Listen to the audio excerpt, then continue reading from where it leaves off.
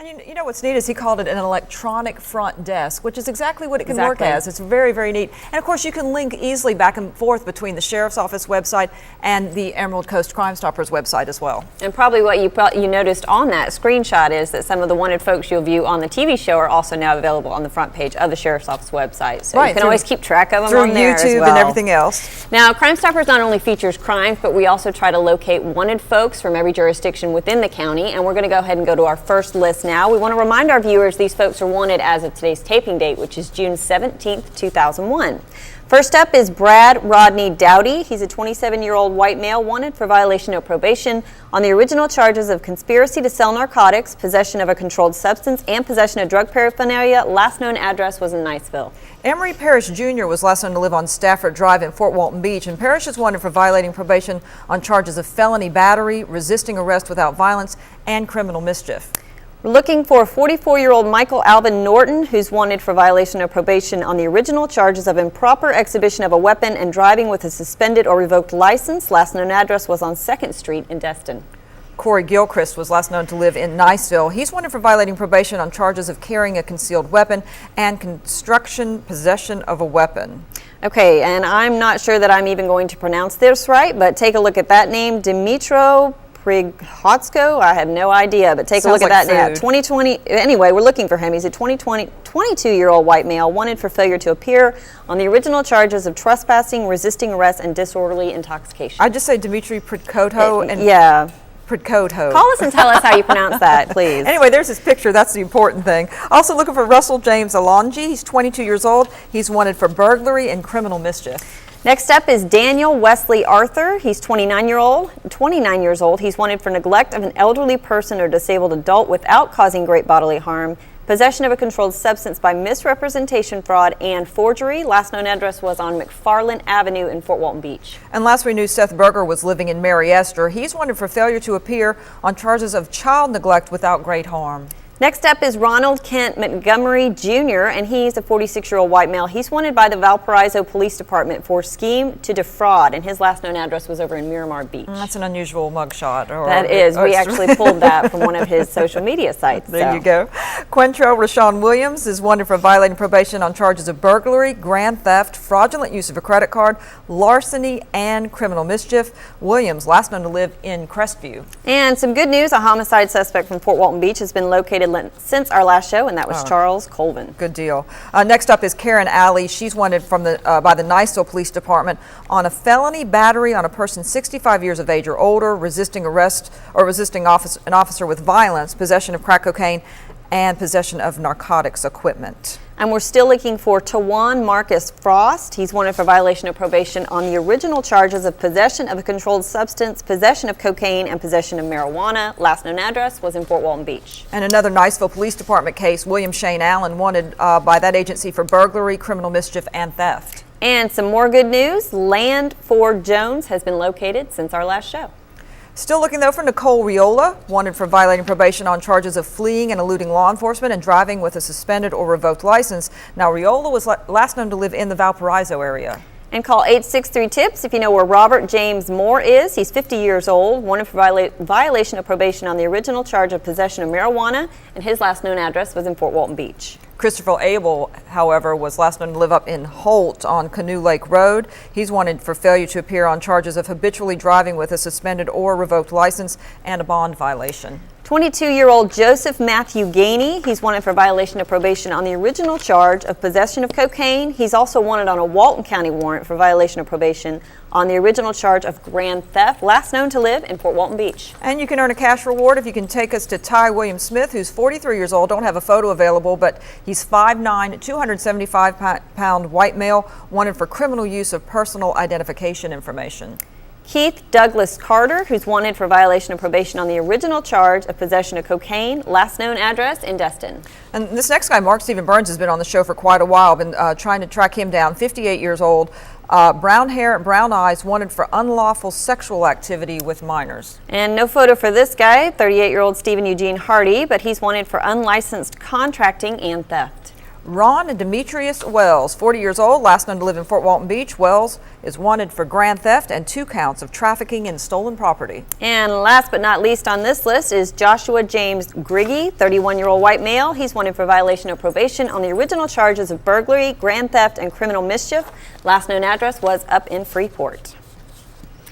Now up next, the first teen driver challenge wrapped up recently here in Okaloosa County, of course, but more are planned in the very near future. That's right, got some good video. And a former Vietnam prisoner of war had some words of wisdom for the annual Law Enforcement Appreciation Luncheon. We want to take a look at a few of these stories.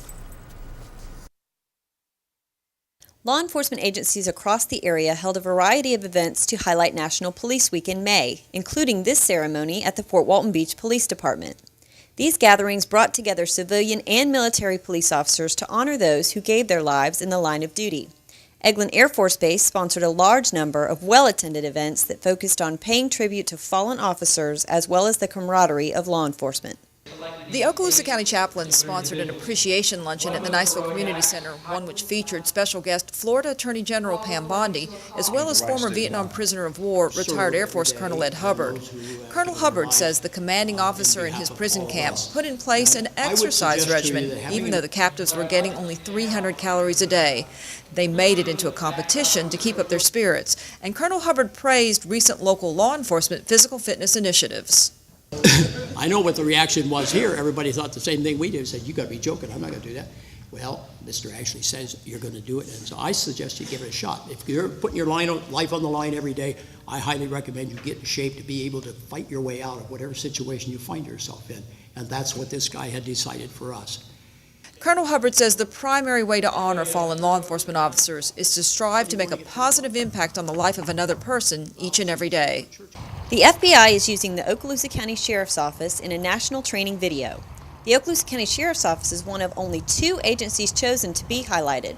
FBI representatives say it's due to the Sheriff's Office's outstanding use of technology connected to the National Crime Information Center, or NCIC. Mobile computer terminals available to Okaloosa deputies on boats, in patrol cars, and even beach ATVs can tap into that vast resource from out in the field without tying up dispatchers. Turning teenagers into safer drivers is the focus of the Florida Sheriff's Association Teen Driver Challenge course, which is being offered by many agencies across the state. OCSO Traffic Enforcement Officer Deputy Bill Harwood is one of the instructors. Teen Challenge is basically a program, a driving program that helps the teens become a little bit more comfortable with driving their vehicles. It kind of exposes them to hazards that they may find on the road, that they may see on the road, and gets them a little bit more comfortable with the way they drive their vehicles. It shows them that they can do things with their car.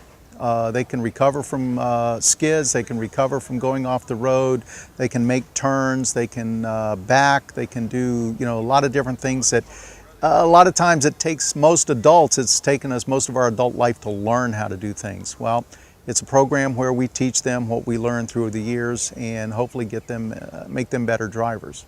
It involves a day in the classroom and a day out on the driving range, used in the Law Enforcement Academy classes at Northwest Florida State College in Niceville. You're learning how to reverse and how to drive without, well, normally what we're doing right now is without braking, and without hitting any cones. At least that's the goal. You learn defensive driving, and you learn how to look at your surroundings so you know what's happening and everything, and use your senses, your 4 senses to... The sad fact is that teens are 3 times more likely to be involved in a fatal accident. The Sheriff's Office will be sponsoring additional free classes in the future, so just stay tuned to sign up. School resource officers put together another fun-filled youth week for middle school students who got a chance to learn everything from crime scene techniques to canine procedures. I learned how to do a felony traffic stop, and I learned firearm safety. Her twin sister said she'd consider law enforcement as a potential career. They do a lot of things for their community, and they help a lot of people in need. And we'll have even more on the Youth Week activities on the next show. But what a great job by the SROs and the Youth Services Division at the Sheriff's Office. They did just a spectacular job. The kids had a great time. Yeah, some of them said they wish the camp lasted longer than a week. They wish it was 2 or 3 weeks long so they could keep coming back. But we've got some great video that Chaplain Larry Carter put together that we're going to have on our next show. So we look forward to that. But now we're going to look at our second list of wanted fugitives, and we hope you can help us find them. But we're going to start with some good news. No longer looking for Joshua Wayne Fillinger. He has been located since our last show. Now, we don't have a picture on this next lady. It's Sonia Lowe Acri, 40-year-old white female, wanted on a Crestview Police Department warrant for fraud, but she was last known to live in Defuniak Springs. We're still looking for Daniel Jake Powers, a 31-year-old white male, wanted for violation of probation on the original charges of burglary, fleeing and eluding police, driving with a suspended or revoked license, grand theft, and criminal mischief. And crimestoppers.com or 863-TIPS if you know where to find Donald Gaines Bascon, a 32-year-old white male who's 6'2", about 130 pounds, and Bascon is wanted for robbery. And looking for 38-year-old Donald Lawrence Scott. His last known address was in Crestview. He's wanted for violation of probation on drug charges and possession of marijuana with intent to distribute. And this is a long-time fugitive. He's been set on this warrant for more than 8 years now. We'd really like to locate him. We're not giving up on him, but I'm assuming that maybe his photo would have to be aged somewhat now. Probably. He's 8 years ago. Okay, also looking for Dacotta Ryland Edwards. He's a 21-year-old who's 5'10", 140 pounds, and he's wanted for burglary and larceny. Edwards was last known to live in Fort Walton Beach. Daniel Lee Carrigg, he's 27 years old. He's wanted for violation of probation on the original charges of resisting arrest without violence, DUI, driving with a suspended or revoked license, and possession of a controlled substance. Also, Cassandra J. Quarles, who's last known to live in Crestview. She's wanted for failing to appear on charges of fraud and also for failure to re-deliver hired or leased property, probably rented property. Next up is Joseph Saverio Siciliano. Very good. 30, I'm not sure I said it right, Sounds but I tried. 31-year-old white male. He's wanted for violation of probation on the original charge of possession of a controlled substance and possession of marijuana. His last known address was on Kellum Road in Fort Walton Beach. Also, Western Samoa Fapusa, and that is the name. Western Samoa Fapusa, 23 years old, 5'11", 210 pounds, wanted for violating probation on charges of grand theft of a motor vehicle.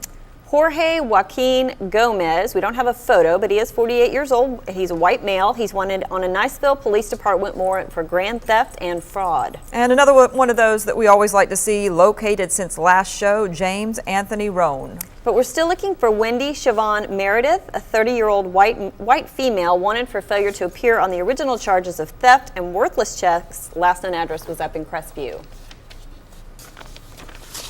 And that's a pretty good list of suspects. We've got some brand new ones in there. We've got some older faces that law enforcement people don't ever give up. They're persistent. So we keep profiling them, hoping that sooner or later somebody's going to have seen them or know where they may have relocated if they have, and give Crime Stoppers a call. And keep in mind, you can earn a cash reward of up to $1,000, and you never have to give your name. That's right. And these and other wanted fugitives, along with other crimes that investigators are still trying to solve, are always available at EmeraldCoastCrimeStoppers.com. Of course, the Sheriff's Office website, too. You can link back and forth between the two. And what I would encourage everyone to go to Facebook and like the Sheriff's Office and Emerald Coast Crime Stoppers. A wealth of information that comes out on there. Oh, there is. In a very timely manner. So. And it's good because we're getting feedback from the community, a lot of input there, Right. and things that people are sharing back and forth between law enforcement and the citizens. So it's a fantastic tool for the kind of back and forth communication that law enforcement people just really, really rely on. So we hope you take advantage of all that. And that's going to wrap up this month's show. Thanks for watching. We'll see you next time.